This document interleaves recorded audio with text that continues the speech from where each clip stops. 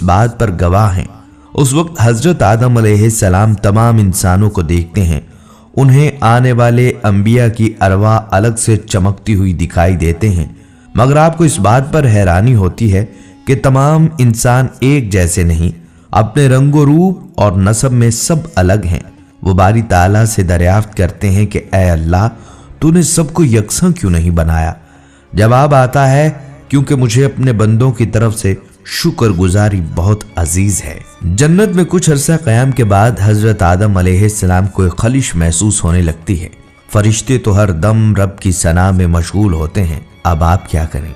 एक इल्मुल अस्मा आपको अता हो चुका, मगर इस इल्म की बाबत तो फरिश्ते कुछ नहीं जानते।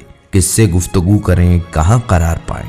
एक दिन सोकर उठते हैं तो अपने सामने एक अपनी हम नौ औरत को पाते हैं जो उनकी पसली से पैदा शुदा थी। पूछते हैं, तुम कौन हो? वो कहने लगी, औरत। फिर पूछा, तुम्हारी तख्लीक का मकसद क्या है? तो कहने लगी, ताकि तुम मेरे अंदर करार पाओ। अब फरिश्ते हजरत आदम अलैहिस्सलाम से पूछते हैं कि ए आदम, इस औरत का नाम क्या है? तो आप कहते हैं हव्वा, बमानी जानदार। पूछा क्यों? तो कहने लगे, क्योंकि ये एक जानदार शय से तख्लीक हुई है। इससे हमें अंदाजा होता है कि मर्द और औरत के जोड़े की तख्लीक का मकसद आपस में अमनो आतशी के साथ एक दूसरे के अंदर सुकून और करार पाना है। ये नहीं कि हर दम ताकत के हसूल की कशमकश में आपस में लड़ते रहें। बल्कि दोस्तों, यहाँ ये बात भी जान लीजिए कि आदम अलैहिस्सलाम ने हम बिस्तरी करना कैसे सीखा। इस हवाले से हजरत इब्राहिम नकफी रहमतुल्लाह अलैह रवायत करते हैं कि जब अल्लाह पाक ने हजरत आदम अलैहिस्सलाम को पैदा फरमाया तो अल्लाह ताला ने एक फरिश्ते को हजरत आदम अलैहिस्सलाम के पास भेजा और उन्हें जमा यानी हम बिस्तरी करने का हुक्म दिया। चुनाचा आदम अलैहिस्सलाम ने हव्वा अलैहिस्सलाम के साथ कुर्बत की। उसके बाद हजरत हव्वा अलैहिस्सलाम ने कहा, ऐ आदम अलैहिस्सलाम, ये तो बहुत अच्छा अमल है।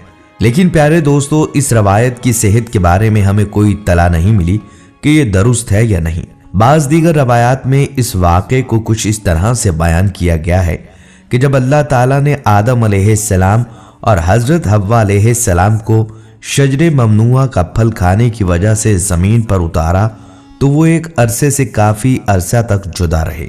हजरत आदम अलैहिस्सलाम की मोहब्बत और अपनी इज्तिहादी खता पर बहुत ज्यादा नादम रहते और रोते थे। उनके रोने की शिद्दत की वजह से एक दिन हजरत जिब्राईल अलैहिस्सलाम ने अल्लाह पाक की बारगाह में उनकी सिफारिश की। अल्लाह ताला ने आदम अलैहिस्सलाम के दिल में तौबा का तरीका डाला। चुनाचा आदम अलैहिस्सलाम ने अल्लाह की बारगाह में तौबा की और अल्लाह की बारगाह में निहायत आजी और नदामत के साथ ये दुआ की जो कुरान करीम में यूं बयान हुई है, ऐ अल्लाह, ऐ हमारे रब, हमने अपनी जानों पर जुल्म किया और अगर तू हमें माफ नहीं करेगा और हम पर रहम नहीं फरमाएगा तो हम यकीनन नुकसान उठाने वालों में से हो जाएंगे। दोस्तों, अल्लाह ताला ने उनकी तौबा को कबूल फरमा लिया। इसके बाद हजरत जिब्राईल अलैहिस्सलाम ने हजरत आदम अलैहिस्सलाम को खुशखबरी सुनाई और उन्हें मक्का मुकरमा ले गए, जहां आदम अलैहिस्सलाम ने अल्लाह के घर काबा की बुनियाद रखी और हिजर अस्वद को नस्ब किया। इसके बाद अरफात के मैदान में आदम अलैहिस्सलाम और हजरत हव्वा की मुलाकात हुई। वक्त और हालात की तब्दीली की वजह से वो दोनों एक दूसरे को पहचान न सके। तब हजरत जिब्राईल अलैहिस्सलाम ने दोनों का तारुफ करवाया। प्यारे दोस्तों, चूंकि जन्नत में आदम अलैहिस्सलाम और हजरत हव्वा को कुर्बत करने से मना किया गया था, इसलिए जमीन पर आने के बाद वो एक दूसरे से अलहदा सोया करते थे। फिर एक दिन अल्लाह ताला ने हजरत जिब्राईल अलैहिस्सलाम को हुक्म दिया कि आदम अलैहिस्सलाम को हजरत हव्वा के करीब होने और हम बिस्तरी के आदाब सिखाएं। लिहाजा हजरत जिब्राईल अलैहिस्सलाम ने हजरत आदम अलैहिस्सलाम को ये आदाब सिखाए और अल्लाह के हुक्म पर अमल करते हुए उन्होंने हजरत हव्वा से कुर्बत की।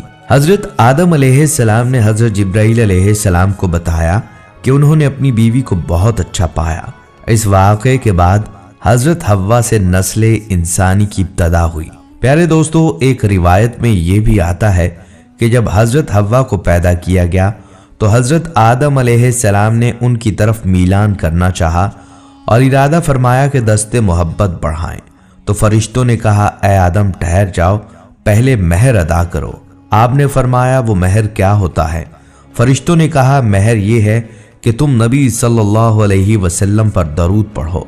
एक रवायत में है कि 3 दफा और एक मर्तबा में 70 मर्तबा दरूद पढ़ने का हुक्म दिया गया। यानी इस मसला में इत्तफाक है कि आदम अलैहिस्सलाम का महर यही था कि वो नबी सल्लल्लाहु अलैहि वसल्लम पर दरूद पाक पढ़ें। आपने दरूद पढ़ा और फरिश्तों की गवाही से निकाह हुआ।